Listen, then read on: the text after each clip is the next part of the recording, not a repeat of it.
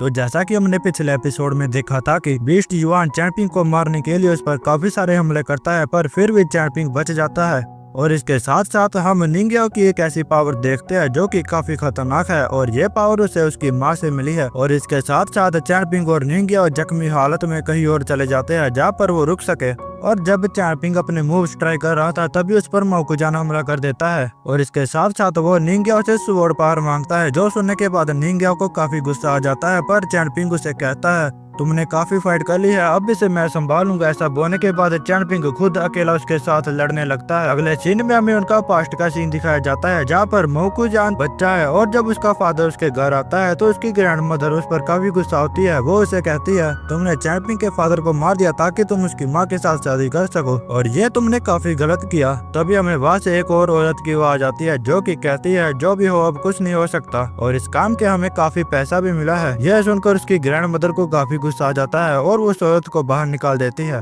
फिर उसकी grand mother कहती है तुमने जो इसके फादर को मारा है वो जब हमारी फैमिली पर लग चुका है जो कभी भी नहीं मिटेगा। अगले दिन फिर मोकुजामा और उसकी ग्रैंड मदर चैंपिंग के घर जाते हैं। वहाँ पर लोग बात करते हैं कि चैंपिंग काफी अनलकी है क्योंकि उसके डैड की मौत हो गई, पर उसे उसकी बॉडी भी नहीं मिली। और अब हमें प्रेजेंट का सीन दिखाया जाता है जहाँ पर चैंपिंग और मोकुजामा लड़ रहे होते हैं। मोकुजामा चैंपिंग पर भारी पड़ रहा था। इसके बाद हमें दूसरी तरफ लेयर का सीन दिखाया जाता है जो कि अपने मास्टर के पास जाता है और कहता है मोकुजामा काफी ज्यादा टैलेंटेड है और उसके सामने चैंपिंग बिल्कुल भी नहीं टिक सकता, इसलिए मैं सोच रहा था कि हमें चैंपिंग को एक गोल्डन ड्रैगन फिश दे देनी चाहिए ताकि वो आगे जाकर ताकतवर बन सके, और हमें उसे अकेला भी नहीं छोड़ना चाहिए। यह सुनकर मास्टर वैंग कहता है चैंपिंग को कोई भी ट्रेजर देने से कोई भी फायदा नहीं हुआ, क्योंकि अगर हम उसे ट्रेजर देंगे तो वो जल्द से जल्द मारा जाएगा। फिर हमें उनका फिर से बचपन का सीन दिखाया जाता है जहाँ पर चैंपिंग का फादर उसे कहता है मैं जल्दी ही घर आ जाऊंगा तो तुम अपनी माँ का ख्याल रखना। पर इसके कुछ दिन बाद ही उसके फादर की मौत हो जाती है,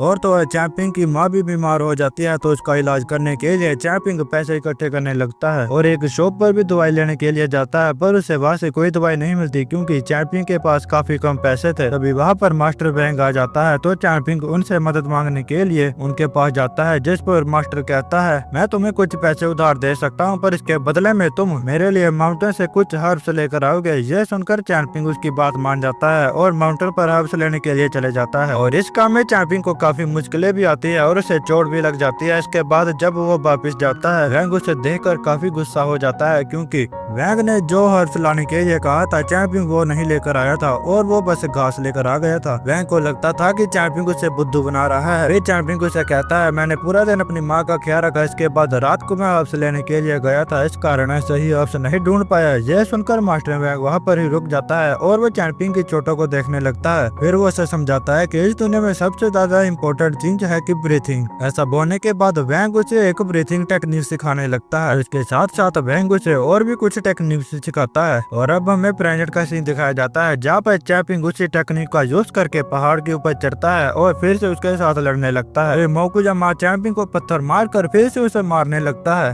पर चैंपिंग फिर से उड़ जाता है और उसे मारकर दूर कर देता है, पर मोकुजामा तो बार बार चैंपिंग को गिराकर उसे मारने लगता है। तभी चैंपिंग को फिर से अपना बचपन याद आ जाता है जहाँ पर वो हर्ब्स को बेचकर अपनी माँ की देखभाल करता था, पर इस कारण चैंपिंग भी काफी कमजोर हो जाता है। फिर जब न्यू ईयर आता है चैंपिंग अपनी माँ के लिए दवाई बनाकर लेकर जाता है, पर इन दवाइयों का उसकी माँ पर कोई भी असर नहीं पड़ता था, जिस कारण उसकी माँ न्यू ईयर पर मर जाती है। वो देखने के बाद चैंपिंग काफी ज्यादा इमोशनल हो जाता है और रोने लगता है। वो खुद डिसाइड करता है कि वो भी अब मर जाएगा, पर तभी चैंपिंग की माँ की साउल आ जाती है और उसे जीने की उम्मीद देती है। और अब हमें प्रेजेंट का सीन दिखाया जाता है जहाँ पर मोकुजामा निंग्याओ को मारने के लिए आगे बढ़ने लगता है। अभी चैंपिंग फिर से उड़ जाता है, जो देखने के बाद मोकुजामा को और गुस्सा आ जाता है और दोनों फिर से लड़ने लगते हैं, पर इस बार चैंपियन भी उस पर काफी भारी पड़ने लगता है और उसे काफी जोर से भी मारता है, जिस कारण मोकुजामा को भी चोट लग जाती है। और फिर दोनों एक ही समय पर एक दूसरे को किक भी मारते हैं और फिर दोनों एक दूसरे को पंच भी मारते हैं। और अब मोकुजामा को काफी ज्यादा गुस्सा आ गया था क्योंकि उसे लगता था कि चैंपियन काफी ज्यादा कमजोर है, तो उसे मारने के लिए कोई भी मुश्किल नहीं आएगी, पर चैंपियन ने तो उसे ही परेशान कर दिया और वो चैंपियन को बुरी तरह मारने लगता है। तभी चैंपियन को फिर से अपनी माँ की ब्लेसिंग सुनाई देती है जो कि उसकी माँ ने उसे मरने से पहले बोली थी, और वो फिर से उठ जाता है और मोकुजामा को बुरी तरह मारने लगता है। ये देखने के बाद मोकुजामा काफी ज्यादा हैरान हो जाता है और उसे कहता है आखिर तुम कौन हो। ये चैंपियन मास्टर वैंग की टेक्निक यूज करके अपनी ब्रीथिंग को स्टेबल करता है और उसे जोर से मारने लगता है। इसके बाद वो निंग्याओ की मूव्स भी ट्राई करता है,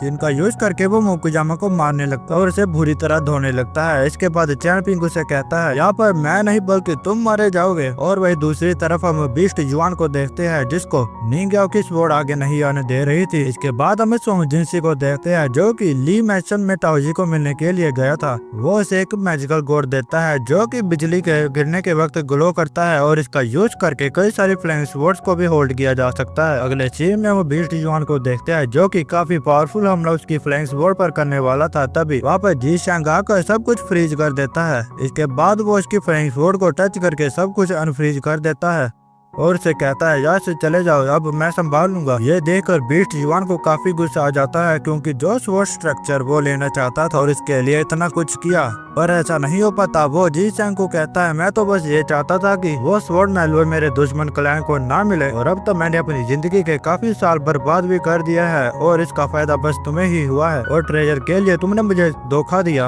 यह सुनकर जी शैंग उसे कहता है जो स्वॉर्ड स्ट्रक्चर की तुम बात कर रहे हो वो मेरे लिए काफी मामूली चीज है और मैंने कोई भी धोखा नहीं दिया, ना कि मैं गद्दार हूँ, ना मैं कभी ऐसा काम कर सकता हूँ। तभी वहाँ पर मोकुजान का मास्टर आ जाता है और वो जी शैंग को कहता है मोकुजामा और चैंपिंग आपस में लड़ रहे हैं। जो सुनने के बाद जी शैंग कहता है उनको लड़ने दो और जब वो कोई जीत जाएगा तब ही रोकना और उनको एक दूसरे की जान मत लेने देना। ऐसा बोलने के बाद जी शैंग मिंग्याओ को वहाँ पर भेज देता है ताकि कोई भी किसी को ना मार सके। उसके जाने के बाद बीस्ट युआन को काफी गुस्सा आ जाता है और वो जी शैंग से काफी सारे सवाल पूछता है पर जी शैंग उसे कुछ भी नहीं कहता। और अब तो ताओजी का परिंदा भी उसके पास आ गया था जो उसे बताता है तुम्हारी ग्रैंड डॉटर तुम्हारा इंतजार कर रही है। पर बीस्ट युआन वहाँ से नहीं जाता और वो जी शैंग को लड़ने के लिए मजबूर करने लगता है। वो जी शैंग को कहता है कुछ साल पहले मुझे पता लगा कि जब तुम्हारे मास्टर की मौत हुई थी तब पता चला कि उसका दिमाग खराब है। मुझे तो लगता था कि वो काफी जीनियस मास्टर है और उसका कोई भी मुकाबला नहीं कर सकता और मुझे ऐसा भी लगता था कि वो लॉर्ड बुद्धा और दाओ जैसे लोगों को भी चैलेंज कर सकता है। पर असलियत तो ये है कि तुम्हारा मास्टर किसी भी काम का नहीं है, उसकी नॉलेज बकवास है। जी शैंग कल यहाँ पर लड़ने का बिल्कुल भी मूड नहीं था पर बीस्ट युआन उस पर हमला कर देता है। बीस्ट युआन उस पर काफी सारे हमले करता है पर वो तो उसे टच भी नहीं कर पाता और जी शैंग के एक मामूली सी हमले ने ही उसकी हालत खराब कर दी थी। ये देखकर बीस्ट युआन को पता चल जाता है कि वो उसके सामने नहीं टिक सकता और वो वहाँ से भाग जाता है। वही दूसरी तरफ हम चैंपिंग को देखते हैं जो कि बस मोकुजामा को मारने ही वाला था। तभी वहाँ पर मिंग आ जाता है और वो उसे बचा लेता है। फिर वो चैंपिंग को कहता है ये मेरी रिक्वेस्ट है, अगर तुम इसकी जान बख्श दो तो मैं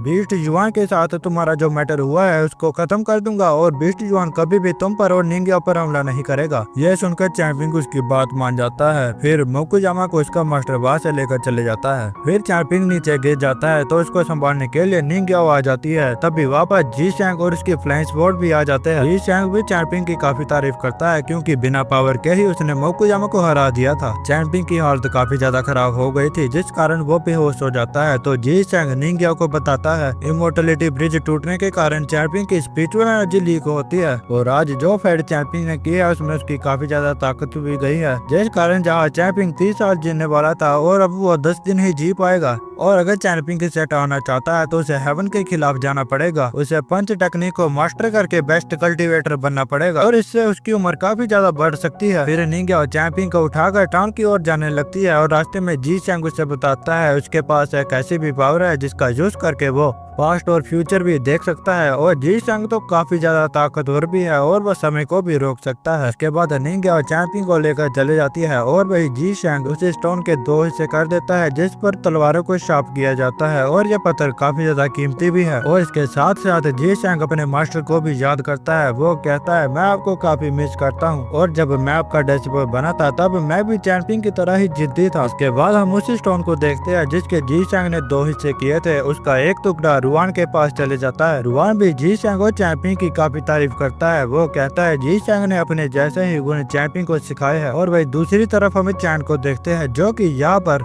इस टाउन के अंदर जो भी चैन फैमिली से उनकी जानकारी लेने के लिए आई हुई थी पर उसे पता चलता है कि काफी साल पहले यहाँ से जितनी भी चैन फैमिली थी वो पहले ही चले गई और अब बस यहाँ पर चैंपिंग ही बचा है। जो जानने के बाद वो लड़की चैंपिंग के बारे में ही ढूंढने के लिए कहती है और उसे एक बुक भी मिलती है जिसके अंदर चैंपिंग के बारे में काफी कुछ लिखा लिखा होता है। इसके बाद जिसने उसे बुक ढूंढ कर दी थी वो उसे एक बॉल भी देती है। वो उसे पिल देकर कहती है कि यह पिल शियांग को जाकर दे देना। शियांग वही लड़का है जो कि चैंपिंग का दोस्त है और अब वो काफी ज्यादा अच्छा महसूस कर रहा है और इसमें लगता है कि चैन ने भी उसकी मदद की है। दूसरी तरफ हम मास्टर मिंग को देखते हैं जो कि मोकुजामा को कहता है हमारी दुश्मनी सिर्फ निंगिया से होनी चाहिए थी क्योंकि उसने तुम्हारे पहले मास्टर को मारा था ना कि चैंपिंग ने, तो तुमने चैंपिंग को मारना क्यों चाहा। और यहाँ पर मिंग ये भी बताता है कि वो असलियत में एक मिलिट्री कल्टीवेटर है। फिर मोकुजामा से बताता है कि उसके फादर ने चैंपिंग के फादर को मार दिया था जिस कारण उसे लगता है कि अगर वो इस टाउन को छोड़कर बाहर जाएगा तो चैंपिंग उसकी ग्रैंड मदर को मार देगा। इसलिए अपनी ग्रैंड मदर को बचाने के लिए उसने चाहा कि वो चैंपिंग को मार डाले।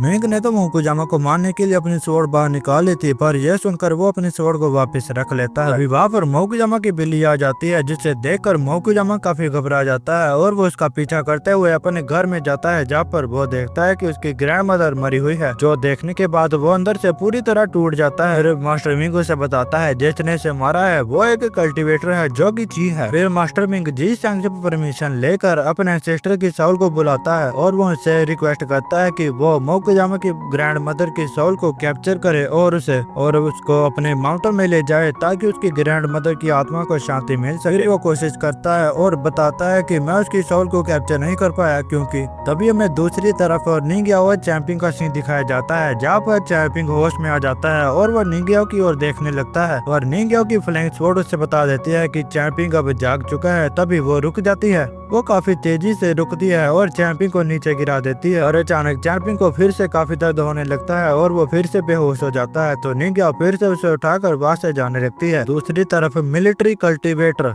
एंसेस्टर बताता है कि वो इसलिए उसकी सोल को कैप्चर नहीं कर पा रहा है क्योंकि उस औरत ने अपनी जिंदगी में काफी ज्यादा बुरे काम किए हैं जिस कारण मरते वक्त उसकी सोल के काफी सारे टुकड़े हो गए हैं। यह सुनकर मोकुजामा को काफी गुस्सा आ जाता है और वो उस पर भड़क जाता है पर वो कल्टीवेटर उसे कुछ भी नहीं कहता। यह देखने के बाद मिंग भी काफी हैरान हो जाता है। फिर वो कल्टीवेटर वहाँ से चले जाता है और उसके जाने के बाद मोकुजामा को काफी गुस्सा आ जाता है और वो बदला लेने के लिए सीधा टाउन में जाता है और शाओशैन पर हमला कर देता है। और ये वही लड़की है जिसकी कल्टीवेशन को उसने रोक दिया था। मोकुजामा से कहता है मैंने तुम्हारी कल्टीवेशन को रोका था तो इसका बदला तुमने मेरी ग्रैंड मदर को मार कर लिया है, ये तुमने काफी गलत किया। दोस्त होने के बाद वो उसे कहती है मैंने तुम्हारी ग्रैंड मदर को नहीं मारा और मोकुजामा उसकी कोई भी बात नहीं सुनता और वो उसके गले को काफी जोर से दबाने लगता है जिस कारण वो लड़की बेहोश हो जाती है। इसके बाद हम निंगिया को देखते हैं जो कि चैंपिंग को लेकर मास्टर वैंग के पास चली गई थी और मास्टर वैंग से चैंपिंग को ठीक करने के लिए कहती है पर मास्टर वैंग तो उसे ही सुनाने लगता है। वो उसे कहता है बिना इजाजत के तुम अंदर कैसे आ गई और इसके साथ साथ वो उसे काफी बातें भी सुनाता है। वो कहता है चैंपिंग को मैंने कितनी बार समझाया था कि अपनी पावरों का यूज ना करे और जो मैंने इसे कल्टीवेशन सिखाई वो सब बेकार गई है,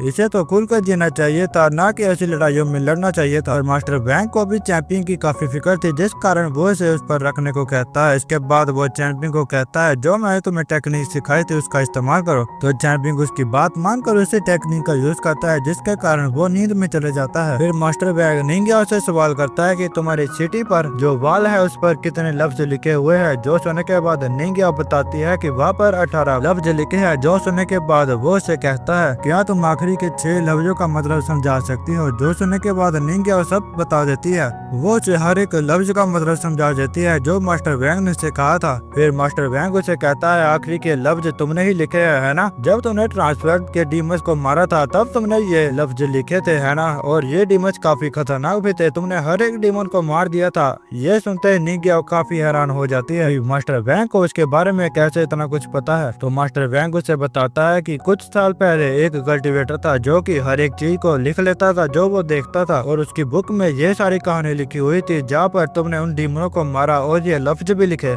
पर वो कल्टीवेटर इस टाउन के अंदर आकर मर गया जिस कारण वो बुक मैंने भी पढ़ी है। इसके बाद मास्टर वैंग उसे भी कल्टीवेशन करने को कहता है। दूसरी तरफ हम जैंग और सोजिसी को देखते हैं जिनके पास एक डेले डायनेस्टी की ओर से लेटर आया जिसमें लिखा था कि 3 दिन के अंदर इस टाउन को खाली कर दो। ये जानने के बाद सोजिसी परेशान हो जाता है तो जैंग उसे बताता है कि ये टाउन अब डिस्ट्रॉय होने वाला है। इसके बाद हमें टाउन के एंसेस्टर्स की आवाज सुनाई देती है। वो कहते हैं ये टाउन अब डिस्ट्रॉय होने वाला है और इसे जी यहाँ भी नहीं रोक सकता, और अगर इसमें कोई बचेगा तो वो सिर्फ 4 ग्रैंड और 10 फैमिली ही होगी। और दूसरी तरफ हम इमोर्टल जू को देखते हैं, जो कि जैंग चू को भी अपने साथ लेकर चले जाती है, और उसके पास शियांग का आर्मर भी। और नदुजामा भी अपनी ग्रैंड मदर की ग्रेव के पास जाकर कहता है मैं अपना ख्याल रख लूँ। और वहाँ से बीस्ट युआन की फैमिली भी जाने लगती है, और जाने से पहले बीस्ट युआन अपनी बेटी के लिए एक काफी बड़ा माउंटेन उठाकर लेकर जाने की कोशिश करता है, और वो अपनी फुल फॉर्म में भी आ जाता है। तभी उस पर प्रेशर पड़ने लगता है, और जी सैंग आकर उसे कहता है जो माउंटेन तुमने उठाया है उसे वापस उसी जगह पर रख दो। पर बीस्ट जॉन उसकी बात नहीं मानता और उसे कहने लगता है अब तू मेरा कुछ भी नहीं बिगाड़ सकता, क्योंकि मैं अब काफी ज्यादा ताकतवर हो चुका हूँ। यह सुनकर जी सैंग उसे लात मार कर गिरा देता है और उसे काफी बुरी तरीके से धोने लगता है। फिर वो बीस्ट युआन को कहता है अगर ऐसा काम तुम 60 साल पहले करते तो मैं तुम्हारा बुरा हाल कर देता और तुम्हें मार डालता, और इसके साथ साथ तुम्हारा यांगियन माउंटेन भी पूरी तरीके से खत्म कर देता। पर मैं अब बदल गया हूँ और तुम्हें जीने के लिए एक और मौका देता हूँ। और यही एपिसोड खत्म हो जाता है। अगर गाइस आपको मेरी एक्सप्लेनेशन और ये स्टोरी अच्छी लगी हो तो वीडियो को लाइक और चैनल को सब्सक्राइब जरूर करना, क्योंकि मैं इसके अगले पार्ट्स को भी कवर करने वाला हूँ।